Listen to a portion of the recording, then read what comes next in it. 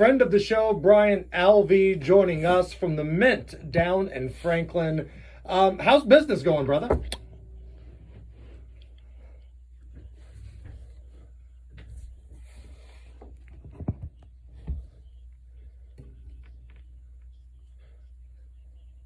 Yeah, I got issues, man. Y'all know that. I've been hitting the head a few times.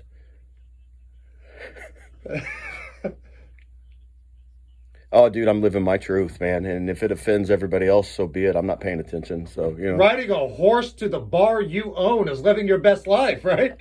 I mean, what's a brother supposed to do, right? I mean, there is a... Well, first off, we follow every single one of the state's protocols dictated by the State House. We follow every single one of them. Our employees are masked up and everything. With that said, we're doing pretty good because, our mayor's not batshit crazy. So, hey! He's not imposing on us some things that aren't, dictated by the state. Are you getting a lot of Marion County folks going down to see you just because of the way things are around here? I think everybody in the Donut County is having record numbers right now. Our Board of Health agent was in yesterday and just checked on everything. He's like, you guys are good. And we're doing it all, playing the game. I mean, that's all you can do. I'm not trying to fight City Hall or the government. We do what we're told, and we're not having any issues.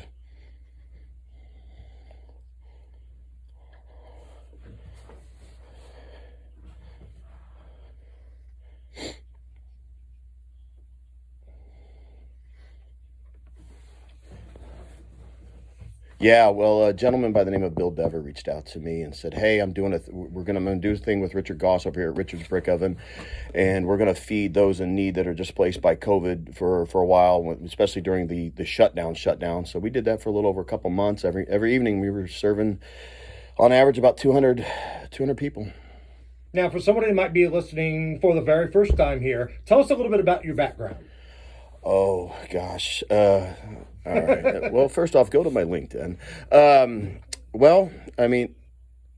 bar. I've had a few bars and restaurants over the years. Kind of didn't plan on having another one. I've been consulting in the industry for a while. Kind of thought I was over it. But we got some office space down in Franklin, and then there used to be a bar in it years ago because it was previously an Elks Lodge. So long story short, we said, let's put a bar in it, and maybe if it just pays all our rent, we'll be happy. And but I created the one that I wanted. It's a Kentucky, Louisville style distiller, bourbon bar, cocktail bar, martini bar.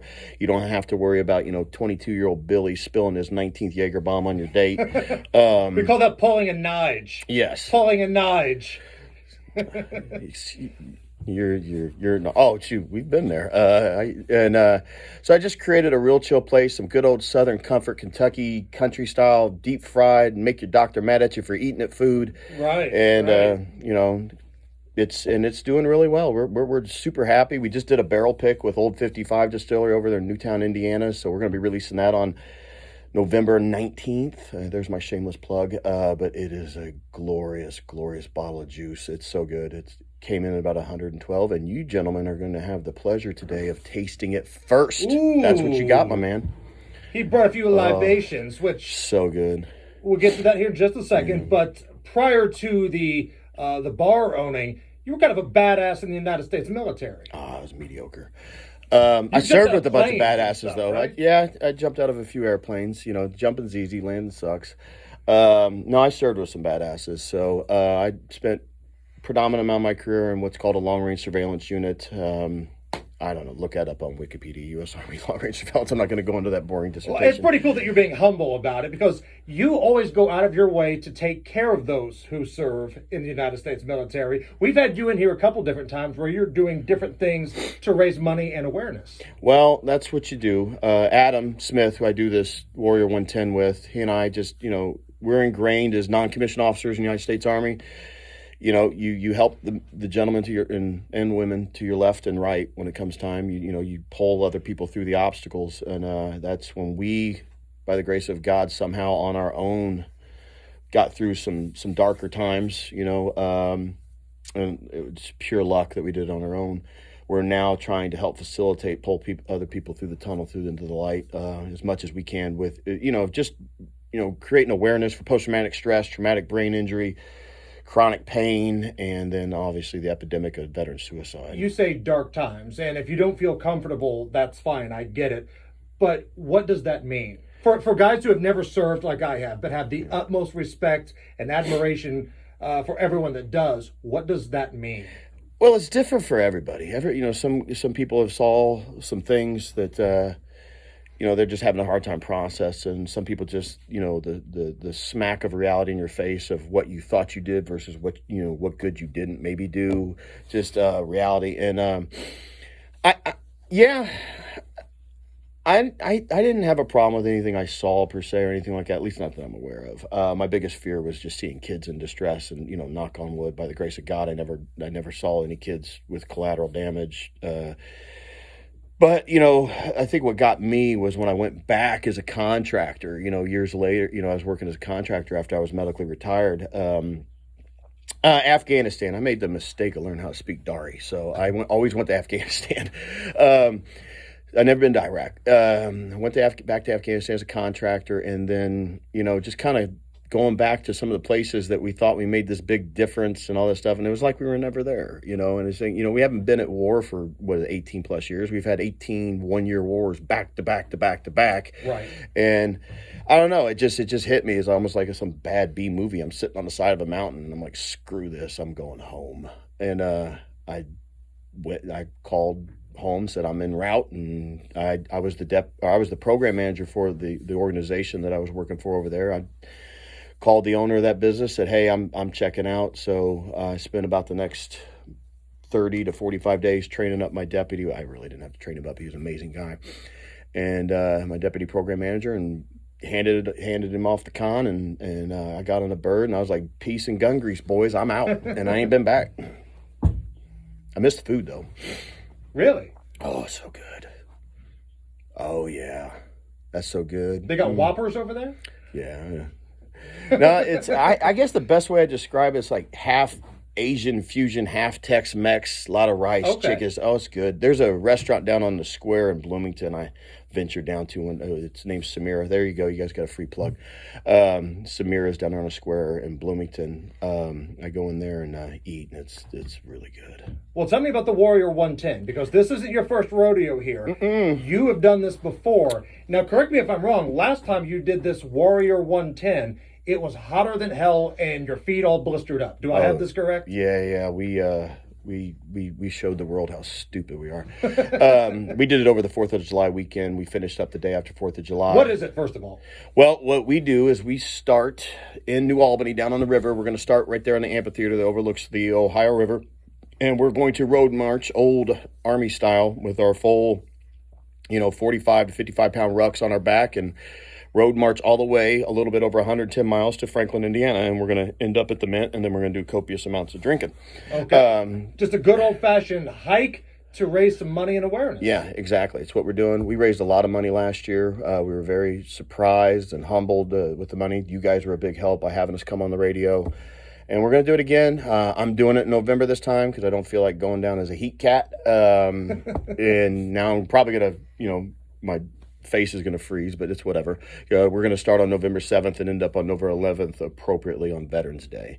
And then, again, you gentlemen are invited. We're going to do a big old party at the Mint when we get there. So I'll be over in the corner in the fetal position, and you guys will be at the bar ordering a tasty bourbon.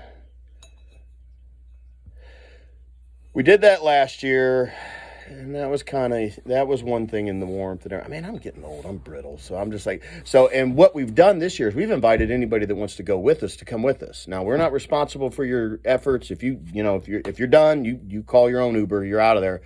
But we're taking a slightly different route.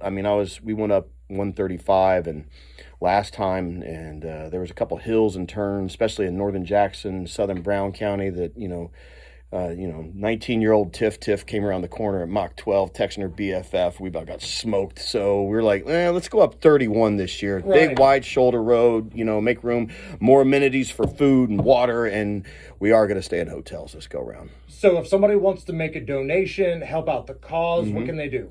Well, go to our Facebook page. We're not super smart with all the websites and stuff, so we haven't got that up yet. We are a registered 501c3 non-for-profit veteran service organization now, and we have a PayPal account on our Facebook page, the Warrior 110. You can go right there and just do it right through the PayPal account. And the money benefits. So this year, we are supporting an amazing organization down in Florida. It's called the Brian Bill Foundation. Brian Bill was a development group, Navy SEAL, SEAL Team 6, as you were, a guy that unfortunately died in the Extortion 17 tragedy. And his dad, Scott, and his stepmother, Jennifer, started a foundation where they work with former special operations warriors that are struggling from all the things, the aforementioned things that I just listed off, post-traumatic stress, traumatic brain injury, chronic pain, and everything.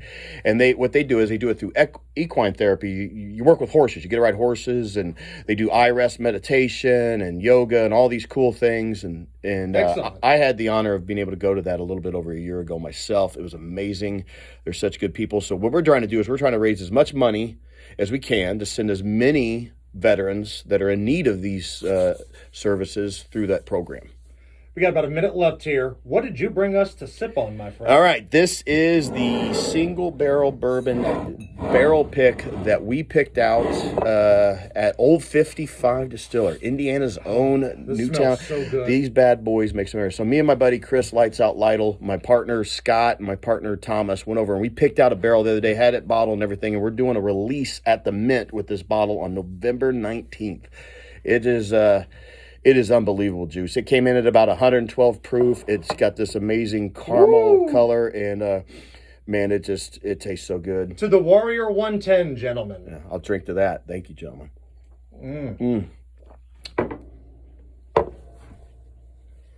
Yeah, the Warrior 110. Just search on the Warrior 110 on Facebook. You'll find it. Hey, come back on with us when you guys are en route. Can you do that? Absolutely, 100%.